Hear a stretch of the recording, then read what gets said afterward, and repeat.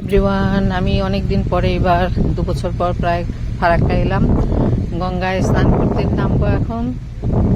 আগে তো রেগুলারই প্রায় করা হতো, আমার কোয়ার্টার একবারে কাছে ছিল, রিটায়ার হয়ে গেছে, তারপরে আমি শিলিগুড়ি চলে গেছে। এখন অনেক দিন পরে বেশ শান্ত, জলটা পরিষ্কার। আমি নামছি,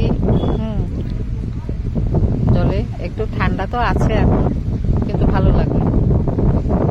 এখানে অনেকদিন পরে বেশ নামলাম গঙ্গায়।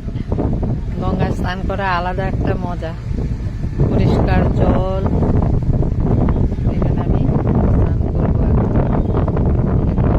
একবারে শান্ত, বেশি দূর যেতে পারি না, আমার ভয় লাগে।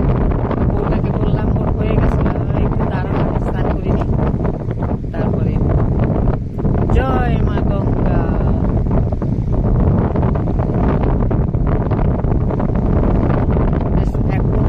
একটু ঠান্ডা লাগে, তারপরে ঠিক হয়ে যায়। জয় মা গঙ্গা। আমি অনেকক্ষণ চান করলাম এখানে।